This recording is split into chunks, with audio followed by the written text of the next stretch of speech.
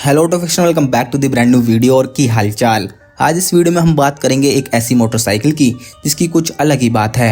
और अगर आपने इस वीडियो के थंबनेल को देखकर ये वीडियो देखने आए हैं तो आपने एकदम एक्सीलेंट वीडियो चूज करी है। बल्कि आप कोई भी वीडियो देख सकते थे और कोई भी बाइक की, लेकिन आपने यही वीडियो चूज करी और वो भी यही बाइक की, क्योंकि आपका जो इंटरेस्ट है या फिर टेस्ट है वो एकदम यूनिक है। और इसलिए ही आज हम इस वीडियो में जानेंगे यामाहा R1 के बारे में सब कुछ जो आप जानना चाहते होंगे। तो वीडियो को लाइक कर दीजिए अभी से और ऑटो फिक्शन को सब्सक्राइब कर लीजिए बेल आइकन के साथ। So welcome to auto fiction.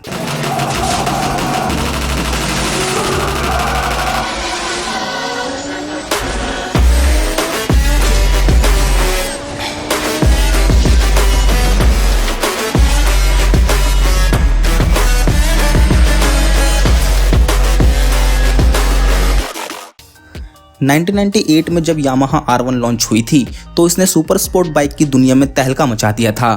वैसे इससे पहले भी काफ़ी अच्छी सुपर बाइक्स प्रेजेंट थी 90s में, जैसे मोटरसाइकिल की दुनिया के बिग जायंट्स कावासाकी, सुजुकी और होंडा। और उस वक्त होंडा फायर ब्लेड और Kawasaki ZX9R already race track पर धुआं उठा रही थीं, लेकिन पब्लिक को इन सब बाइक से भी सेटिस्फेक्शन नहीं मिल रहा था और राइडर्स की एक्सपेक्टेशन हाई होती जा रही थी।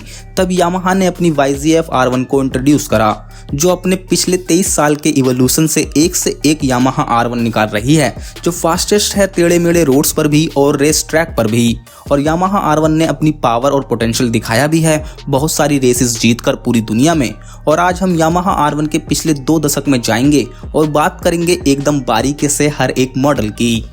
तो बात करते हैं सबसे पहली R1 की फर्स्ट जनरेशन। तो YZF R1 की डेवलपमेंट के दौरान यामाहा ने सोचा था कि वो एक next generation super sport machine बना रहे हैं, जिसमें उन्होंने एक एडवांस कॉम्पैक्ट 998 सीसी का liquid cooled 20 valve DOSC 4 cylinder engine दिया, जो प्रोड्यूस करता था 150 PS की पावर। और इसका अल्ट्रालाइट चैसी की वजह से इस R1 का वेट था सिर्फ 177 किलोग्राम, जो उस वक्त किसी 600 सीसी की मोटरसाइकिल का होता था। और इसके R1 GP इंस्पायर्ड चैसी और लॉन्ग स्विंग आर्म की वजह से ये अपनी कैटेगरी की एक बेहतरीन बाइक थी, जिसका पावर टू वेट रेशियो था 1.18 किलोग्राम पर PS। और इसके लुक की बात करें तो इसका बोल्ड रेड और वाइट पेंट स्कीम, साथ में रेड सीट और वाइल्ड ग्राफिक्स की वजह से ये यामाहा R1 एकदम यूनिक सी लगती थी अपनी सुपर बाइक कैटेगरी में। इसका एक ब्लू वर्जन भी था, लेकिन red and white colour scheme को लोग सब जानते हैं। और ऐसा ही सेम जब R15 का वर्जन 2.0 आया था इंडिया में, उसके रेड एंड व्हाइट कलर की सबसे ज़्यादा डिमांड हुई थी। और फर्स्ट जनरेशन R1 को जन्म देने वाले क्यूनिहिको मिवा ही थे, जिन्हें मिस्टर नो कॉम्प्रोमाइज और फादर ऑफ R1 भी कहा जाता है। और R1 की फर्स्ट जनरेशन में 5 वाल्व हेड था और world first vertically stacked gear box, जिसकी वजह से R1 ना कि लाइट हो पाई बल्कि इसका व्हील बेस भी शॉर्ट रहा, जिससे इसकी हैंडलिंग और ट्रैक्शन रोड पर काफ़ी बेहतरीन हो पाई। और इसी तरह 1998 में एक सबसे पहली मॉडर्न सुपर स्पोर्ट्स बाइक का जन्म हुआ, जिसने होंडा फायर ब्लेड और कावासाकी को पीछे छोड़ दिया। फिर नेक्स्ट ईयर 1999 में कुछ खास चेंजेस नहीं हुए YZF R1 में, सिर्फ न्यू कलर स्कीम और थोड़े से मॉडिफिकेशन, जैसे इसका रीडिज़ाइन शिफ्टर लेंथ और इसकी फ्यूल रेजर कैपेसिटी को कम कर दी, 5.5 लीटर से 4.0 लीटर कर दी गई। Second generation. यामाहा ने अपनी सेकंड जनरेशन में इंप्रूवमेंट करने की ज़रूरत समझी अपने प्रीवियस मॉडल से, और उन्होंने सेकंड जनरेशन में टोटल 250 पार्ट्स चेंज करे थे, चैसी और इंजन दोनों को मिलाकर। और सबसे ज़्यादा जो चेंज हुआ था वो हुआ था इसके इंजन में, जिसमें इसमें लाइटर कैम्स लगाई गई और एक अपग्रेडेड ट्रांसमिशन, जिससे इसका फर्स्ट गियर और लंबा कर दिया, और एक पूरा अपग्रेडेड इंजन मैनेजमेंट सिस्टम। और इसके कार्बोरेटर को भी ट्विक करा गया इसके बेटर इनिशियल थ्रोटल रिस्पॉन्स के लिए। और लुक वाइज R1 सेम ही रही, बस इसके फ्रंट को थोड़ा और शार्पर कर दिया, जिससे इसका कोफिशिएंट ऑफ ड्रैग 3% तक कम हो गया प्रीवियस मॉडल से। और हल्की फुल्की इसके टैंक और सीट को रीशेप्ड करा गया, और राइडर का वेट ज़्यादा फ्रंट एंड पर रहे, इसलिए ही इसकी राइडिंग अर्गोनॉमिक्स को चेंज करा गया। और इसके मफलर में टाइटेनियम का इस्तेमाल करा गया इसको लाइट वेट बनाने के लिए। और इसी कारण ये सब चीज़ों की वजह से इसका ओवरऑल 2 किलोग्राम वेट कम हो गया पिछले मॉडल से। इसका वेट था अब 175 किलोग्राम। और रीपोजिशन राइडर पोजीशन की वजह से R1 पर राइडर का कंट्रोल और रिस्पॉन्स काफ़ी शार्प हो गया। और ये सेकंड जनरेशन R1 की प्रोड्यूस करती थी 148.8 हॉर्स पावर और 108 न्यूटन मीटर की टॉर्क। और यह R1 की सेकंड जनरेशन की टॉप स्पीड थी 276 किलोमीटर पर आवर की। Third generation. जब यामाहा 2002 R1 बिल्ड कर रही थी तो उनकी फिलॉसफी एकदम क्लियर थी कि वो कोई एक ऐसी बाइक डिज़ाइन कर रहे हैं जो राइडर्स के लिए हो, ना कि आपस में कॉम्पिटिटर से कॉम्पीट करने के लिए कि उससे ज़्यादा हॉर्स पावर हो या टॉर्क हो, बल्कि ऐसा कोई लोचा नहीं था इनके टीम के अंदर। बल्कि यामाहा ज़्यादा फोकस राइड क्वालिटी, हैंडलिंग और एडवांस टेक्नोलॉजी पर देती है। और ऐसा ही इस जनरेशन में हुआ और ये R1 की सबसे पहली मास प्रोडक्शन बाइक थी जिसमें फ्री पिस्टन फ्यूल इंजेक्शन का इस्तेमाल करा गया। और फ्री पिस्टन FI की वजह से आइडियल एयर वॉल्यूम मिलता था इसके इनटेक में, चाहे ये लो स्पीड पर क्यों ना हो, जिसकी वजह से इसे लीनियर थ्रोटल रिस्पॉन्स मिलता था, जिससे स्मूथ कार्बोरेटर वाली ही फील आती थी पहले जैसी, जो कि इलेक्ट्रॉनिकली कंट्रोल थी, जिससे सुपीरियर रिस्पॉन्स और रिलायबिलिटी मिलती थी। और इसमें new delta box third frame था, जिससे इसकी टॉर्शनल रिजिडिटी 30% तक बढ़ गई थी। और न्यू टेक्नोलॉजी की मदद से इसका वेट भी कम करा गया था, जिसकी वजह से इसकी कॉर्नरिंग परफॉर्मेंस और बढ़ी थी। और इसके लुक को और शार्पर लुक दे दिया गया था, पर वो था ओल्ड क्लासी जैसा ही। और ये जनरेशन रिफाइनमेंट और एलिगेंस का एक जीता जाता नमूना थी। वैसे लोगों को थ्रिल ज़्यादा पसंद है, जैसे कि उसी समय सुजुकी ने अपनी GSX R1000 को लॉन्च करा था, जो इससे थोड़ी ज़्यादा पावरफुल थी। पर बहुत से लोग ऐसे भी हैं जो रिफाइनमेंट को पसंद करते हैं, तो वो यही R1 को चूज़ करते। ये बाइक रिफाइनमेंट के साथ अपने 998 सीसी के इंजन से 152 bhp यानी 152 bhp की पावर और 108 न्यूटन मीटर की टॉर्क प्रोड्यूस करती थी। और इसका वेट था 174 किलोग्राम और इसकी टॉप स्पीड थी 268 किलोमीटर पर आवर की। फोर्थ जनरेशन 2004 एक ऐसा ईयर था जब 1000 सीसी यानी लीटर्स बाइक इंडस्ट्री में तहलका मचा रही थी। तो यामाहा ने फिर से अपनी R1 में चेंजेस करने का सोचा और अपना फोर्थ अपग्रेड दिया R1 को, जिसमें इसके लुक को एकदम न्यू स्टाइल दिया। और ये उस टाइम की मोस्ट ब्यूटीफुल जापानीज बाइक थी। और उस टाइम के ट्रेंड के साथ यामाहा ने भी R1 को अंडर सीट एग्जॉस्ट पाइप दे दिया, जो देखने में काफ़ी कूल था। और रेडियल ब्रेक्स और इसका सिंपली स्टनिंग सूपी स्टाइल फेयरिंग, जिसमें प्रोजेक्टर लाइट्स भी दी गई थी इस बार। और 2004 वाली R1 एकदम अलग थी अपने प्रीवियस मॉडल से, और इसका अंडर सीट एग्जॉस्ट पाइप की वजह से ये और ज़्यादा सेक्सी लगती थी। लेकिन इस बार की पेंट स्कीम पहले की तरह ज़्यादा फंकी नहीं थी, बल्कि थोड़ी म्यूटेड यानी फीकी सी रखी गई थी। लेकिन इंजन में कोई खामी नहीं थी। इसका 998 सीसी का brand new big bore short stroke वाला inline 4 with firms traditional 5 valve head design engine produce करता था 172 bhp और इसका ड्राइव वेट भी 172 kg ही था। इसी वजह से यामाहा R1 सबसे पहली बाइक थी एक तरह से जिसने मैजिक 1:1 का power to weight ratio achieve कर लिया था। और इसी पावर को संभालने के लिए यह R1 एक ऐसी पहली यामाहा की मोटरसाइकिल थी जिसमें फ्रैक्चर स्प्लिट कनेक्टिंग रोड्स का इस्तेमाल करा गया था। और इसके अंदर एक बिल्कुल ऑल न्यू हाई रिजिडिटी वाला डेल्टा बॉक्स V यानी विक्ट्री फ्रेम था, जो इंजीनियर और डिज़ाइन YZR M1 MotoGP वाली R1 को देखकर करा गया था। 2006 यामाहा R1 2006 के अंदर YZF R1 को एक हल्का सा अपडेट मिला, बस इसके स्विंग आर्म को 20 mm और लॉन्गर कर दिया गया था और इसमें 3 bhp पावर बढ़ गई थी, जो अब इस 1 लीटर इंजन से 175 bhp प्रोड्यूस करती थी। और इसमें गोल्ड कलर फ्रंट सस्पेंशन मिलने लगे थे। और 2006 में यामाहा ने एक स्पेशल 50th एनिवर्सरी मॉडल बनाया था SP, और ये स्पेशल एडिशन R1 के अंदर कस्टम ओहलिन्स के फ्रंट और रियर सस्पेंशन मिलते थे और फोर्ज मार्चेसनी व्हील्स, स्लीपर क्लच और इंटीग्रेटेड लैप टाइमर भी मिलता था। और ये सिर्फ 1000 मॉडल्स ही प्रोड्यूस हुए थे, 500 यूनिट्स यूरोप के लिए और 500 ही अमेरिका के लिए। और ये एकदम ऐसी सुपर स्टॉक रेसर बाइक थी जो कंपनी की तरफ से रेसिंग स्पेक्स के साथ आती थी। 5th generation Yamaha R1। मैंने जैसे पहले कहा था कि R1 के अंदर इतनी थ्रिलिंग नहीं थी 2004 तक, लेकिन मैं गलत था, क्योंकि 2007 में इसकी 5th जनरेशन के अंदर यामाहा ने इसकी ट्रेडिशनल 5 वाल्व वाले हेड को डिच कर दिया और मोर कन्वेंशनल 4 वाल्व डिज़ाइन पर आ गए। और ये इनोवेशन सिर्फ यहीं तक नहीं रुकी, बल्कि 2007 में R1 सबसे पहली 1000 सीसी वाली बाइक थी जिसमें राइड बाय वायर टेक्नोलॉजी का इस्तेमाल करा गया था। और इससे पहले 2006 में ये सेम R6 में आ गई थी, जो कि सबसे पहली बाइक थी राइड बाय वायर थ्रोटल वाली। और ये फर्स्ट प्रोडक्शन मोटरसाइकिल थी जो वेरिएबल लेंथ इनटेक फनल्स के साथ आती थी, जिससे R1 को एक बूस्ट मिले इसके बॉटम एंड में।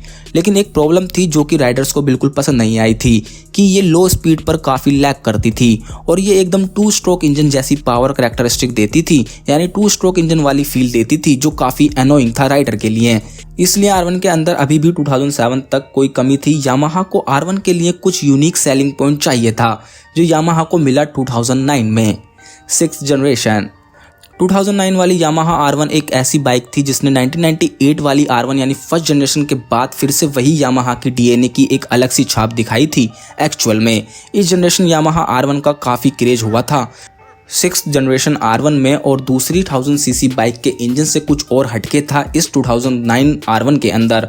एक ट्रूली यूनिक मोटर का इस्तेमाल करा गया था इस बार यामाहा ने, जिसमें यूज़ करी गई थी MotoGP M1 ड्राइव्ड R1 की क्रॉस प्लेन क्रैंकशाफ्ट। और मैं ज़्यादा डीप नहीं जाऊंगा क्रॉस प्लेन और फ्लैट प्लेन क्रैंकशाफ्ट के डिफरेंस में, वरना वीडियो और लंबी हो जाएगी।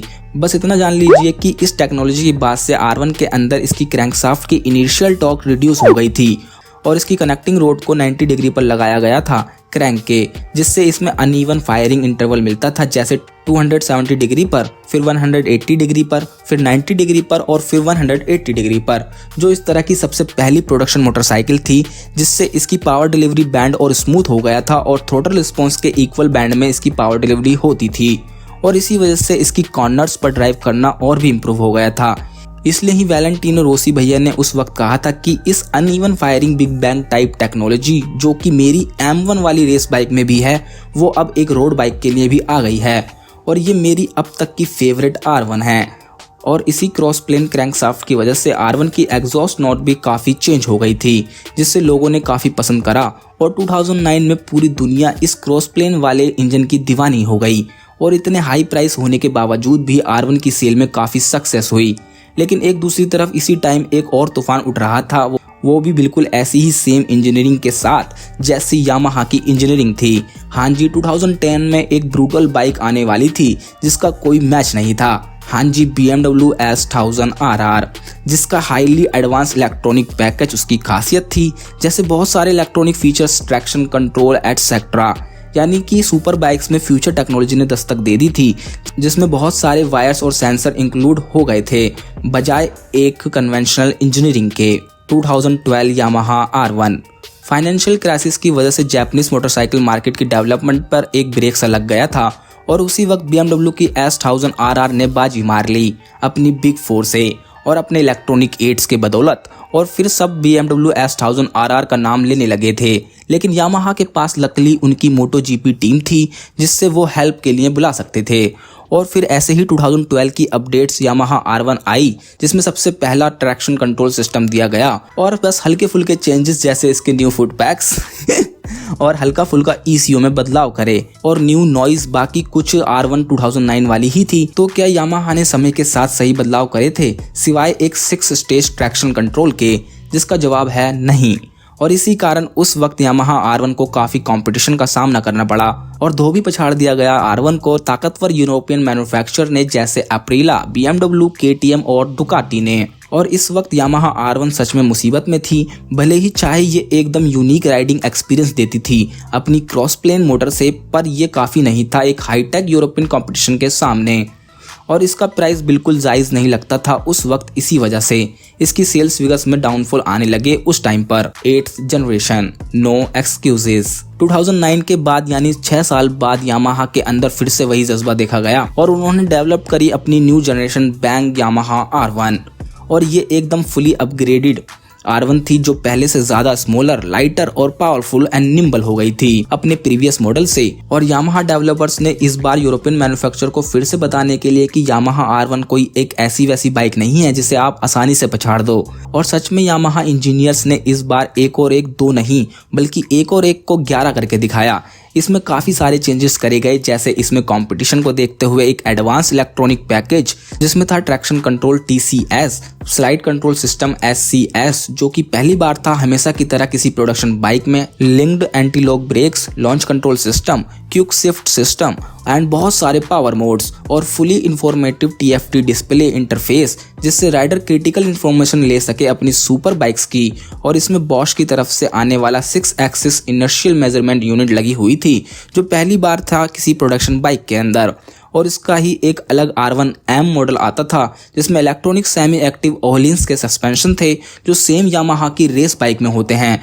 R1M को यामाहा ने लॉन्च अलग से इसलिए करा था कि जो एक रेस इंस्पायर्ड बाइक जिसमें कार्बन फाइबर का इस्तेमाल करा गया था बहुत सारे पार्ट्स के अंदर, और ट्रैक फोकस्ड ही ब्रिज स्टोन्स के टायर्स भी मिलते थे R1M एडिशन में। फिर इसके बाद अभी की यामाहा YZF R1 को देखें, यानी 2020 वाली और 2021 वाली, तो उसमें यामाहा ने सिर्फ कुछ माइनर से चेंजेस करे हैं, वरना बाइक पिछले मॉडल जैसी ही है। जैसे न्यू यामाहा R1 में कुछ हल्के फुल्के परफॉर्मेंस ट्विक्स करे गए हैं और हल्के से इसकी फेयरिंग में चेंजेस करे गए हैं, जिससे इसकी एरोडायनेमिक्स और 5% बढ़ गई, और APS-G accelerator position sensor grip, जिससे थ्रॉटल फील इंप्रूव हुई, और 2 डिफरेंट लेवल के ABS और बहुत कुछ, जैसे aggressive new M1 cowling, new 3 mode engine brake system, new 3 mode engine brake management, optimise launch control system, new APS-G ride by wire throttle, enhanced combustion efficiency and high RPM performance, increased braking performance, new settings for steering damper, latest Bridgestone Battleax RS11 tires, upgraded TFT instrument with BC and EBM indicators, Euro 5 complaint engine और lightweight carbon tell cowl. ये सब changes हुए आज की latest generation R1 में, जो देखने में तो कतई जहर लगती है और अपने दूसरे कंपटीशन के टक्कर की बाइक लगने लगी है। तो फिर अब इस लेटेस्ट जनरेशन की YZF R1 को देखने के बाद BMW S1000 RR को कैसा फील होता होगा, जिसने 2010 के अंदर R1 की नींदें उड़ा दी थी। और मुझे कमेंट में बताएं कि आपको अगर एक चॉइस दी जाए यामाहा R1 और BMW S1000 RR में से, तो आप कौन सी बाइक चूज करते। और वीडियो कैसी थी भाइयों, मजा आया? तो ऐसी ही अमेजिंग वीडियोस देखते रहने के लिए ऑटोफिक्शन को सब्सक्राइब कर लीजिए बेल आइकन के साथ। Thanks for watching.